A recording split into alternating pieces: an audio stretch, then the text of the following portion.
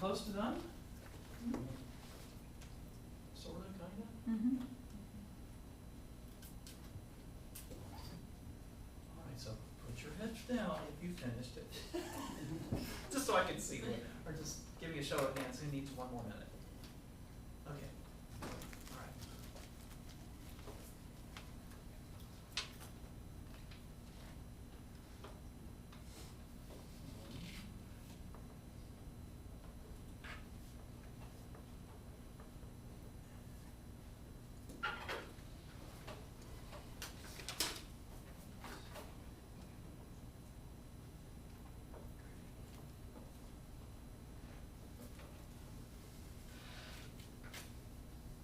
If you've already finished, if you can get your assignments that were due for today and hand those up.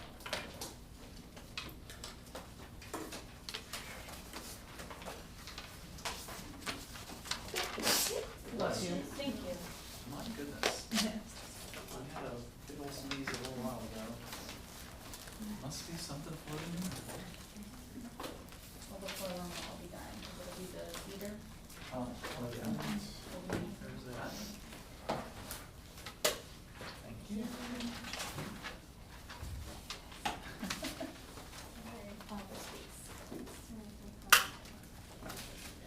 Okay, I'll come back. Okay, so here's what I was thinking. So again, we have our little stump speech. What are you going to say when you get a new student, right? Because this is something you're going to talk about all the time. You're going to say it over and over, and as you continue to teach, you're going to refine these things. There'll be particular ways of saying something you might, change. But it's a real important thing that you kind of have it formulated in your head, some kind of logical sequence of how to guide them, and things that they could remember, or a little handout that you could even give them of, these are the key things I want you to remember. And we will do the same exercise about breathing, okay, in a little while. But anybody want to give us yours? I see heads shaking. You would like to do yours? Mm-hmm. Okay. Do I have all the homework first? So. I'm pressing it. Okay. Sorry. Okay. You're good. Do you want this with it? I will get that later. Yeah. Thank you. Groovy. Okay. So, Alora, fire away. We're all going to stand up and do what you tell us to do. Wait, what? Yeah. Classic. We're going to do what she tells us to do. Okay, so everybody stand up. Uh-oh. Okay, I had the wrong idea. Now I don't know, because I just wrote, maybe I misunderstood Okay. the instructions. It's okay. Okay, You're okay. so, but I don't know what to say now. Okay. Why don't you step, Okay. come on down, Mm-hmm. and we'll do this together. Okay, cool. All right. Yes, So, let's do it together. all right. So we're all going to play along. Here's Simon, and whatever she says, we're going to do. Okay. Simon says, plant your feet firmly on the ground, butt shoulder width apart. Simon says, don't lock your knees. Simon says, wiggle your shoulders. Let your head follow along with your neck and relax. Simon says, hold still. Simon says to breathe in for 3 and out your mouth. All right. Okay. Cool. Feedback for Laura. Something that you would add or something you would like to comment on? Yeah, You didn't say anything about the back or the neck. The back of the neck. the back or the neck. Okay. May I add, when we talk about our own body parts, that rather than using the neck, the back, the voice, that we say your neck or my neck or his neck or her neck, then we're taking ownership. Rather than, okay, well, I have my mind and then there's this body, I have the body, I have the me. So I'm not criticizing you, it's just something we all continue to need to work on, is the language we use, because we possess this. This is us, yeah? So my voice, my neck, my back. Yeah. I actually really liked it. You said a few things that I actually forgot to write down, like feet. I didn't even bother where to put feet. I don't know why, but when you said feet, I said, feet. So I thought that was great. Well, we could hover in the air. That would be kind of cool. Okay, somebody else want to try? Come on, Austin, come on. Got to get a guy's opinion on this. Okay, so here's, so you could be, I don't know, instead of Simon, I don't know. Austin. Austin, okay. All right. Austin, that works for me, okay. All right, Austin says, look at your feet. And we're gonna put all our weight on 6 points, our heels, our big toe, and our pinky toe. Everybody get that? Yeah. Okay, stop looking at your feet. Bend your knees slightly forward. Austin says, hands at your sides, seams of your pants, if you have any. Austin says, elevate your chest, shoulders relaxed. Austin says, head straight, eyes forward.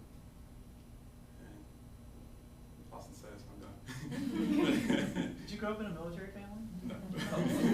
I mean, with the chest out and the head straight and eyes forward, I thought, that's kind of a, military thing, but that's cool. I mean, we're in a military town, so. Yeah. Okay, feedback for Austin. The feet thing. Uh-huh, yeah, so he talked about the balance of your body on, that some going down through your heels, some going down through your toes. Yeah, that helps deliver it really through your arch, both directions. Yeah. Because rock back on your heels, like put your hand on your, Oh, yeah. put your hand on your abs, okay, and rock back just a little bit, and you'll feel yourself grab. Okay, that's why this balance board that I have, and walking around sometimes, or your teachers will have you maybe, bounce like this and stuff, so that you don't over grab with these muscles. And the same thing is true, lean forward and grip with your toes. You'll feel your whole body. Yeah, you'll feel, because it's the catch me, I'm falling response that we have. So, yeah, starting with the feet is really good, and both of you started there, and that's because all the other stuff is going to be born through your legs. Okay, good. And Catherine's point, really important, about let's include our back, let's include our neck in the discussions, okay? So what I'd like to do is get your, whatever you've got, and just look at it, and I'll probably write a few little suggestions, okay? There is no right or wrong. This is just helping you when you have a student to kind of clarify, because they're gonna do exactly what you tell them. If you tell them you need to stand up straight, you may get this. And then it's like, oh no, then I got rigid. So, okay, relax. And then you're gonna get, beanbag chair. No, okay, that's not what I want either. So you have to really think clearly about, how do I say this? So just throw your name on it and, finish your sentence, whatever. And then just scoot those up, and I'll take a look, and next week I'll get those back to you. As far as like the feet go, Mhm. I know from personal experience, I'm cautious about how I tell people how to stand, Yeah, because people have always told me to even my weight equally between my two legs. yeah. I've never done that, sorry, because one of my legs is actually shorter than the other. Ah. So when I do that, it makes me feel very unsteady. And so I've been trying to do that for the last 3 years. I've been at UTSA, and finally I told Dr. Olson, I was like, I'm gonna try this, and she's like, that's fine. And since I started doing that, I feel much more grounded as opposed to doing it how everyone else tells me to do that. And people have been telling me that forever, and as a kid, I never noticed it. It wasn't until people would be like, why are you limping? And I'm like, I'm not limping, I'm walking fine. And So you then have a little length discrepancy. it does, and it's not really noticeable except for the fact that it's more, I mean, everyone usually does, but mine's a little bit more noticeable that it actually makes a difference. Uh-huh. So, Yeah, I mean, none of us are absolutely symmetrical, but, if it's more than probably that much, you probably would notice. if I stretch out my right leg all the way, my left leg just barely grazes the ground, Yeah, which is why my right leg is actually very weak because I never put Right. and you wait on it. It's- All my weight is It's always dominant on my. leg. Yeah, well, you found something that helps accommodate that issue for you. You know, imagine going around wearing one shoe and one barefoot, because that's about what you're talking about. That's a good difference, you know? And so you really have to think, okay, well, for her, this is gonna, you know, this might work better for her, you know, having one leg a little in front of the other, you know, and sometimes we certainly change our stance because of the context of the song, you know, it's woven into the character we're presenting. So you're gonna add something there. Yeah, and I thought Austin's was really interesting, because I've heard from coaches and Alexander teachers that men describe breathing very differently Oh, from yes. women. Yes, they do. And I'd heard like, oh, that they talk about the chest being out more. Yeah. And so I was like, that's interesting, and I never really thought about it. And then, like, when he did it, I was like, oh my god, I can't breathe. It was really weird, it was like, Uh-huh. really different.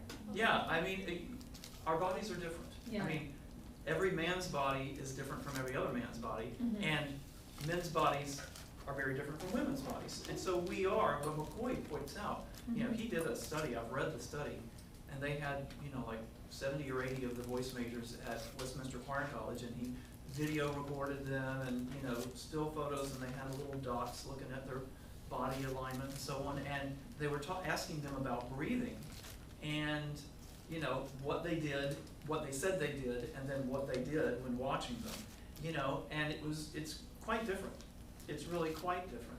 So, as a teacher, you have to realize that there's gonna be those, probably some gender differences, and there's gonna be those individual differences, and our job as a teacher is to find what's optimal for that person, because what might work for me might not work for one of my students. You know, what really clicks for me, we're gonna study the anatomy about breathing, for instance, so that everything is based on fact. But within that, everybody's body's gonna be a little different, and we have to have a flexible idea of, well, this is really efficient for them, you know, to think more here than down low. Another person, the down low thing is really what clicks for them, you know? Beth and I were talking yesterday, I guess it was. I've been physically active all my life, and I mean, I do sports, I swim, I ride, I run, I lift weights and things like that, and I've been active all my life. Now, I sometimes watch master classes and you see, you know, the former Devo or Diva, you know, who's not very fit, and they're talking about how hard you have to work to, you know, when you're singing, and how hard you think is hard work might vary depending on how active you are. If you're a very physically Yeah. active person and you worked that hard, you would be tight as a drum, you know? While somebody who's not really physically active, it's a lot of hard work for them comparatively, even though you might actually be using about the same muscle strength. For the person who's not real physical, that feels like a lot of work. So, but for the person who, you know, runs 30 miles a week and lifts weights and does like this, like, that's not so hard for me. So you really also have to take into mind the person's level of fitness, you know, whatever history they have coming to things. As a teenager, I did 250 sit-ups every night. And so I go into my undergraduate voice lessons, you know, with abs of steel, you know, and abs of steel. So yeah, I have to put on the Arnold voice for that. Well, so my undergraduate teacher, you know, you meant, okay, I've got to let that go when I inhale. Oh, I mean, I was as tight as somebody who's been a professional dancer and really has the tight, hard, fit physical core. So it's going to differ from person to person what really helps them. But that is within some certain parameters, and that's with the knowledge of the anatomy that you're gaining from being in a class like this. So good thinking on everybody's part. Okay, yeah, that's fine. Okay, I thought a good segue from body alignment to breathing for singing would be to watch somebody who does it really, really well. And I have this video. This is Leontine Price from 1962. I got to hear Miss Price in 1986, I think it was, after she had retired from the Met. and I was on the front row. And I was basically here, and she was at the light switch. Wow. So I was to the side and on the front row. And she, when she sang, not a lot of visible movement here, but from where I was, and I mean, she was a real back and sides kind of expansion person. But watch her neck as she's singing. I mean, this is Verdi. This is a big old honkin' aria. And watch how she makes it look pretty darn easy. Yeah, it's a great voice. It's muted. Uh-oh. Oh, thank you, thank you. Okay, well, still not. Oh, well, it helps if you turn the power amp on. All right, let's try this again.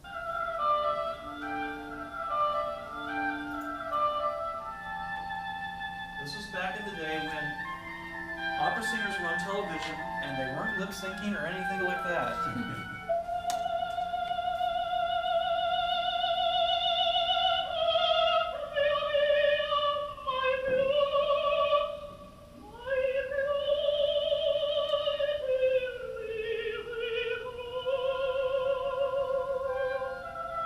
Number one, she has breath for days.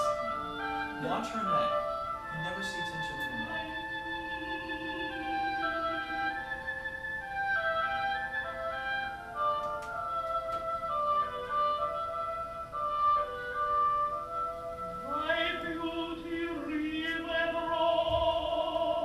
See where her arms are?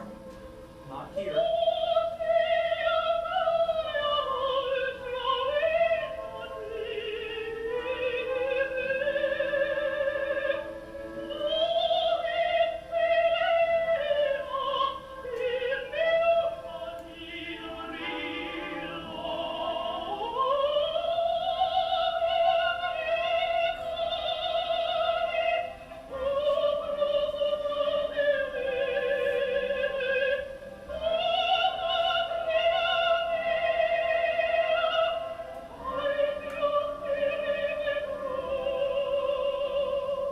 It's a really good voice.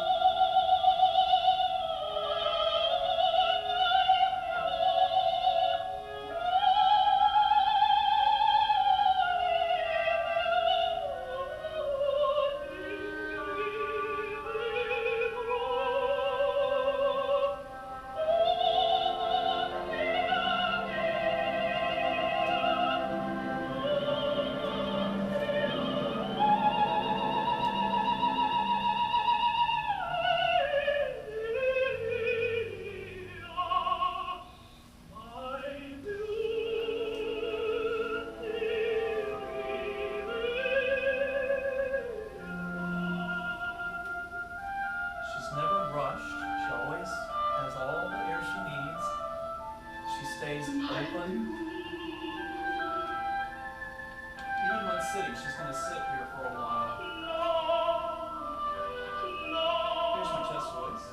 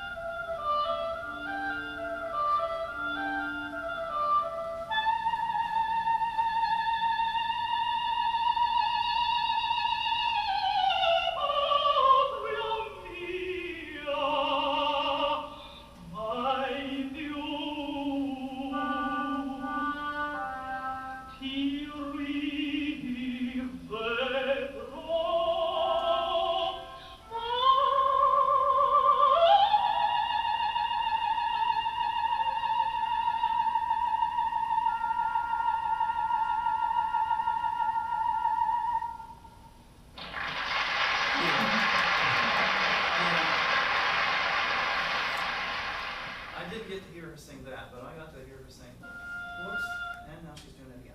I got to hear her sing some Verdi when I saw her, and the only time you saw her shoulders move was on the phrase up to the high C, and she did this little roll forward. It was like, if you remember reading in the Alexander stuff, right at the very end, that was towards the end of her breath, you know, and that was the only time you saw her shoulders, you know, do any kind of movement. But other than that, you know, she's just calm seas, you know.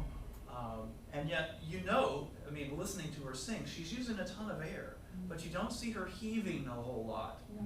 So what is she doing then? How is she achieving that? You're smiling. Sorry, I just think it was crazy how much I'm trying to figure it out. She kept all of this in the same general area and just kept it where it was. So she didn't move too much. She didn't have to. Yeah, so she's using those inspiratory muscles and keeping them going for a very long time. And her overall postural muscles, you know, she's not ramrod stiff or anything like that, but she does stay upright and very open across here. She doesn't have her arms coming in or anything like that. She's always, you know, wide across the front, wide across the back, and rib cage is up and buoyant and so on.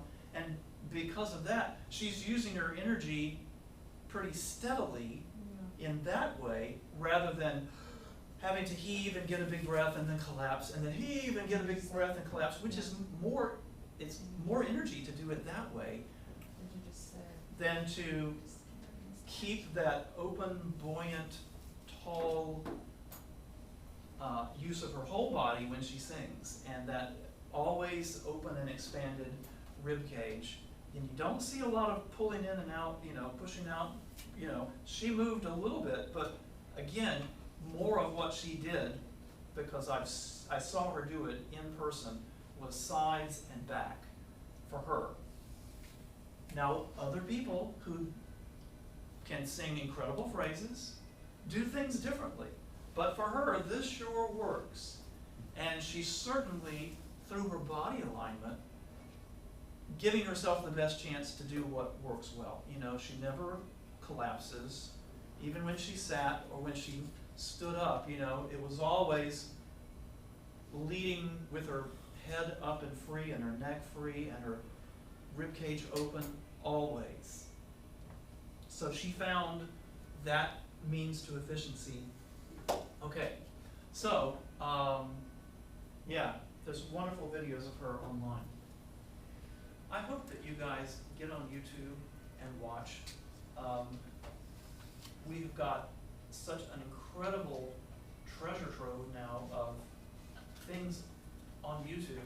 Just, I mean, amazing artists from the last, 60 or 70 years now. We've got a record of their singing that you can sit and watch and listen to and take that time. Well, so moving on to talking about breathing. Let's stand up for just a moment. Okay, and we're going to pick a comfortable note.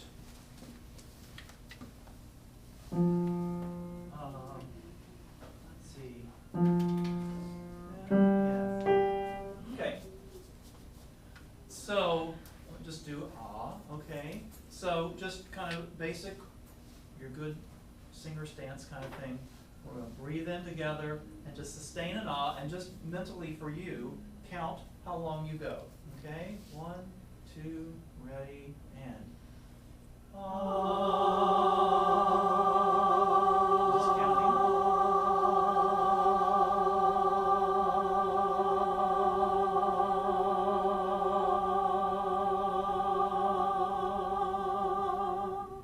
Okay, what did you get? How many seconds?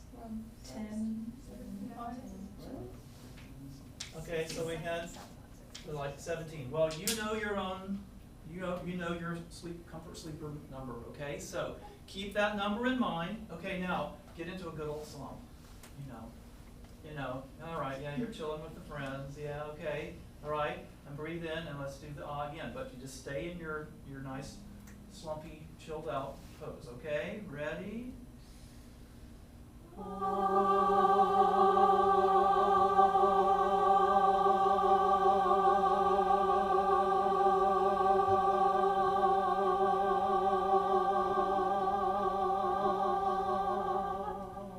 Did anyone go longer than they did on the first one? There may be a little warm-up effect here because we didn't see it, okay? Okay, so now, let's go to the opposite extreme, like, really, stand up, military, strong, straight back, right? Yeah, okay, chest out, eyes forward, no. That was really, it was really good, I'm not making fun there, I mean, just, but let's really go to the other extreme, instead of really chilled out, we're like, really, okay, and breathe and go. We got more sound.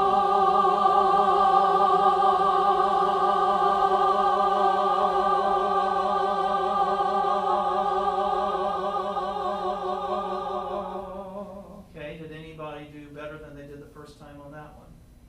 Okay, again, we may have a warm-up effect. You were louder, for sure, because your whole body was probably a little more energized, okay? So now go back to not too slack, not too stiff, but just right. It's the Goldilocks principle, okay? So that just right, okay, I'm standing, I'm singing with my good alignment. All right, here we go.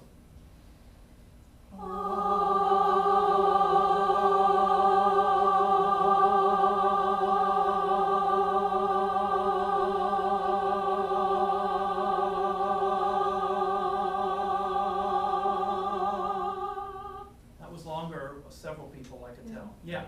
Okay, so what's the lesson to be learned from this? Well, number one, that there's a warm-up effect. Okay, for sure. When you have people do something, there is definitely, and you're having them do it repeated times. This is why in experiments, they'll have people do something 10 or 15 times, and then they take, they throw out the high and the low, and then they take the mean of the rest, because there's a warm-up effect, all right? But in terms of how your use of your body affected your ability to sustain a long note, what did you feel? Did it help when you were stiff, or what? I was a little bit panicked when I was stiff. Panicked? Because I felt like an immediate collapse. I sustained pretty well the same amount of time, but it wasn't pretty, it wasn't supported. In the very, very stiff one, I felt like a lot of neck tension starting right here, and it actually affected my voice. Yeah, so you maybe are a little more pressed. Yeah. Yeah, so there's an optimal level of muscle activity that we want to tap into, yeah. The stiff actually surprisingly was a little bit helpful for me. Yeah? Just because I tend to collapse. Okay. Automatically, and like mindfully being like, no, stay was better for me for some reason. Same. I don't know what it was, and this down here wasn't stiff, but this up here might have been. But this down here was free to go where it was supposed to go. I don't know. Well, yeah, we're trying to find, well, what's the optimum for you? Yeah.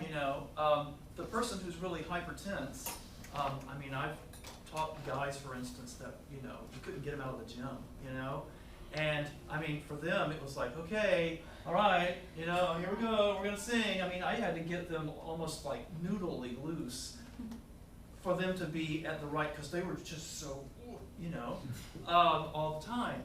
And then, again, for somebody who needs to be a little more involved, engaged with their body, you may have to be a little more insistent. No, I'm seeing you drop there. Let's try that again.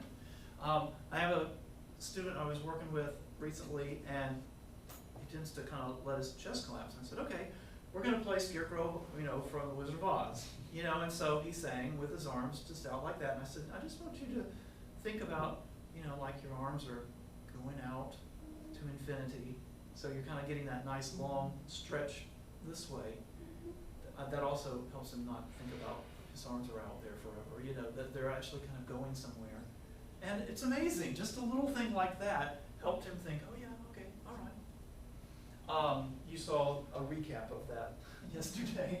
All right, so I have a little PowerPoint that kind of summarizes some of the things in McCoy and gives us a good jumping off point to talk about a lot of these things. So, when we're singing, we're not only breathing for the music, but there's all this other stuff, you know, because we are a living body, and so that still needs to be sustained. In fact, that's the primary reason we breathe. So, you know, you finish a long phrase. I mean, how many times have you watched, well, you guys are younger, but Pavarotti used to do these concerts on television. He would finish an aria, you know, and he had his hands out. And you would see him, he was panting, you know, because it was physical work for him, you know?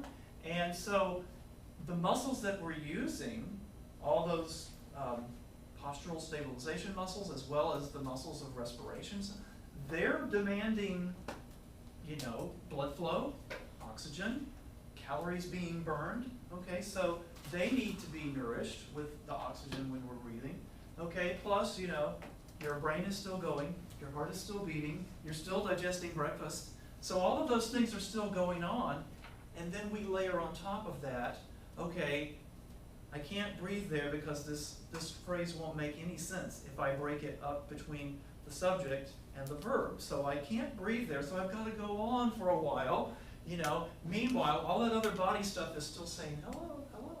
How many of you guys have sung at altitude? Like gone out, you know, someplace, okay? Like Mrs. Petchke has the summer program out in Taos, okay? That's at almost 9,000 feet, okay? That's a big deal. Now, you live in Bozeman, which is like 4,700 feet or so. Yeah, and you come down here, it's like, oh, there's all this air, but there's all this humidity too.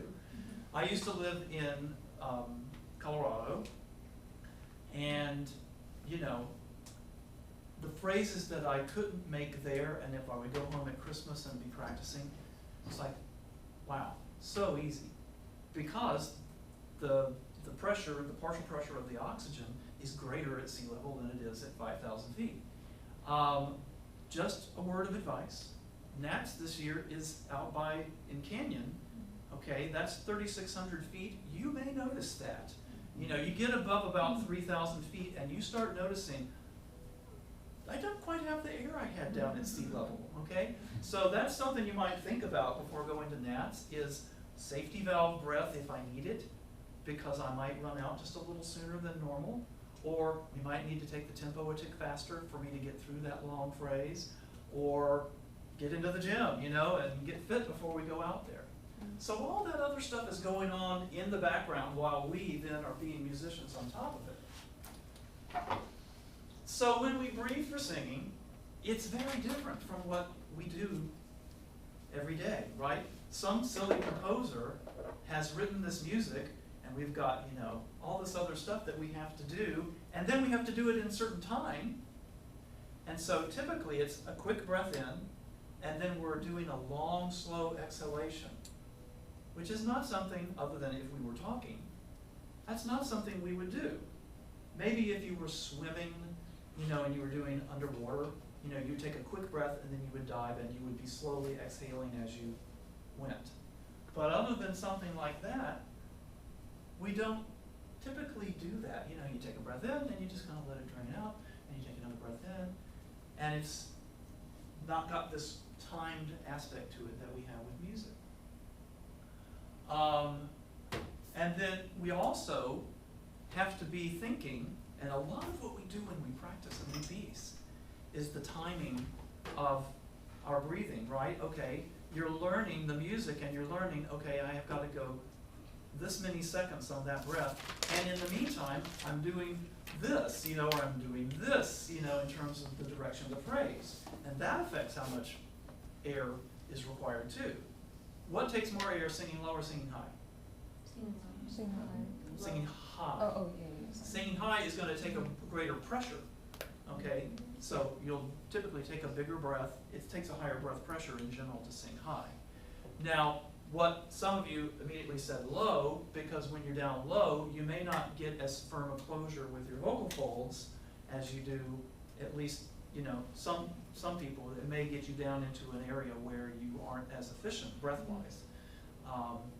That can be dealt with, but in general, it takes more air to sing really high soaring stuff. So that's what makes Leontine Price there even more impressive, is just how high she's singing and that absolute flood of sound that's coming out. And she could sing some really long phrases. So it's a very different kind of breathing that we do when we're talking about singing. The quick breath in, and that, you know, we don't get to breathe when we want to breathe all the time. And it's even more crazy. Think about what happens in choir. Who determines when you get to breathe? Your conductor, okay? Who determines the tempo? A conductor. Who determines how loud you are? A conductor. Who determines which part you get to sing? A conductor. Who determines even like what vowel you get to sing? The conductor. Okay, so all of those things now are out of your control. So choral singing is even a whole nother layer on top of this, because as a solo singer, at least you can say, let me go a little faster there, or, you know, I need to change that vowel just a smidge this way or that way, and it's more efficient for me. You may not always have that chance, you know, in a choral situation. So very, very different stuff we're asking our body to do. This is something, you know, you just start thinking through it. It's like, well, what goes into how much air do I take in? You've got to be thinking, well, what did I sing right before that, right? Because if it was a really long phrase, I'm going to have to refill, you know? Or if I had several quick phrases in a row, I'm going to be a little more fatigued. I may need to refill pretty fully. Another thing you have to think about is, well, how high does my phrase start? Because again, you know, higher breath pressure in general is needed for higher pitches. Where does the phrase go? Does it go up? Does it go down? You know, because that's going to determine, if the phrase goes down, you can take a decent sized breath and kind of, you know, with a big breath, you can kind of just let it roll on out a little bit more than a phrase that goes up, where you have to, okay, I gotta really stay up, stay buoyant, keep going, keep the, you know, because you're asking to increase the breath pressure essentially as the phrase goes on while you're running out. While if a phrase starts high and goes down, you know, you can kind of take advantage of the fact that, okay, I've got a nice big tank full of air, the pressure's gonna be high anyway when I start. And that's, so just the direction of the phrase has quite a bit of impact on things. How long the phrase is, right? You know, composer said, gotta go there. This is one thought. How loud you have to sing, right? Because what takes more air, singing soft or singing loud? Well, it depends on how you sing soft, because there are a couple of different ways to sing soft. Now, if we sing soft by literally being a little less efficient here, you know, kind of going for the fluty, breathy sound, it's going to take a ton of air to do that. You know, it's going to depend on the context of the piece and what's required there. Dynamic level, though, you know, again, to sing loud, we use more breath pressure, for sure. So that's going to affect how much air do I want to have in my lungs, because it's generally a whole lot easier to sing with a higher breath pressure when you got more in your lungs. Okay, and the tempo of the music. So, and then you might, if you're in show, you might have choreography where you have to dance a soft shoe or something. Well, Charles, done with me. You've got to be dancing and moving around and singing at the same time, or running up a flight of stairs. You know, if you're in a chorus or something like that, you've got to like. We all have to run up the stairs, and we all have to stay together, and we all have to look at the conductor out of the corner of our eye, and we all have to sing louder and louder and louder as we go up the stairs, and oh, I'm getting out of breath. Yeah, so all these things play into those decisions that we have to kind of have on autopilot. That's why most of us hate to sight read music, right? Because it's like, oh crap, it doesn't feel so good. I haven't worked out my timing of my breathing, and oh my gosh, you know, oh wow, I gotta modify that vowel, and what's the next word, and You know, so a lot of what we do when we practice is we're practicing that timing of our breathing and really getting that comfort going. Then how fast we meter out the air. We just talked, the previous slide, you know, was how much do we need to inhale? And then this one is talking about how, you know, the rate of exhalation, the rate of the air going out.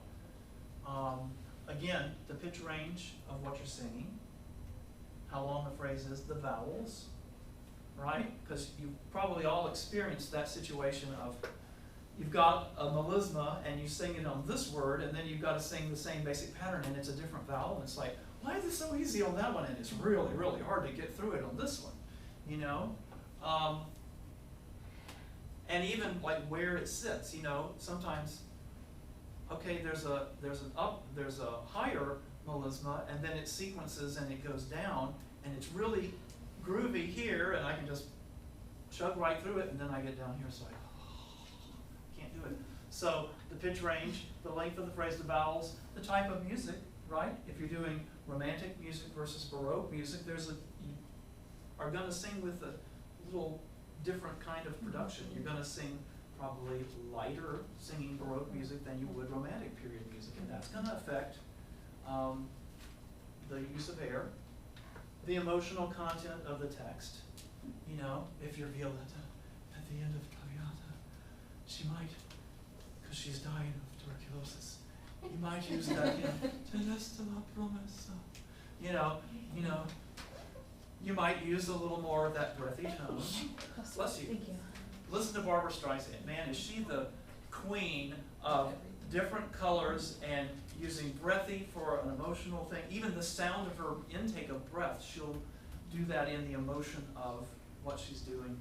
Man, fantastic singer, you know, amazing. And the dynamic level, right? Because it's easy to sing a long phrase loud, but then sing it soft. Oh, that's a whole different kind of metering my breath along, is it? So, we have a skeleton, which we should all talk about. Let your fingers do the walking. You have 5 minutes, so we'll try to get 1 or 2 more. So, get your hand on your neck there, and you can kind of walk along, and you'll get to a point where you feel kind of a bump out. I can feel mine right here. Everybody find that spot? Okay, so that's the last cervical vertebrae there, because the vertebra, because it's got a bigger process on the end of it. Okay, so that's your last cervical vertebrae, and then right below that you can just walk down with your finger, and then that's the first thoracic one. Okay, so you've got 7 cervical, 12 thoracic, because 12 thoracic vertebrae, 12 ribs. The daily dozen, okay? And then 5 lumbar vertebrae, so those are the ones, you know, right above your hips. And those are big. When we go to the cadaver lab, my goodness, man, those are big, big, big, big vertebrae down there, okay? And then, you know, the sacrum, which is fused vertebrae, and the coccyx, which is, you know, kind of a remnant of our tail when we used to have tails. Collarbone, right? So everybody find it. Yeah. You know, some people have more insulation. That's okay. You know, we're all different. You know, you can find it. All right. And collarbone, which is really an arm bone. Remember when we were doing some stuff, right? Because if you take your hand and move it forward like you're playing slide trombone, you can feel, oh my gosh, that's my collarbone moving. So it attaches here to your sternum, and it's got an attachment with your scapula and stuff, and then your arm is there, okay? And then sternum, your breastbone, right? Okay? So your ribs attach to your sternum via some cartilage. You know, you don't have bone to bone, you've got a little cartilage area there. And thank goodness, you know, we couldn't do CPR on somebody if it was literally all bone. You would, even so, I've been told by friends of mine who've worked as paramedics that if they're giving somebody CPR, you're hearing cracking, because you've got to push that hard. to really get the blood moving around. Hopefully none of us will have that done to us. But if so, may they do it well. All right, so think about your spine. You've got the neck vertebrae, and then the 12 that are attached to ribs, and then the 5 that are there, the lumbar curve, and then going on down into your hips. Okay, so these elements are all the muscles and big skeletal muscles and stuff have attachments to all of these things. We've got muscles between our ribs, the intercostals, which we'll talk about in more detail next week. And of course your diaphragm, which has attachments to your spine and to your ribs, okay? So, if you haven't gotten into that McCoy, there's like 20 pages or so, please jump into that. And also, there's that article by Johann Sundberg, which is on Blackboard. Please read that, because he talks about some things that McCoy doesn't talk about, especially what we'll talk about with elastic recoil, because a lot of this tissue is springy and kind of wants to rebound. If we move it in one direction, it wants to go the other. All right?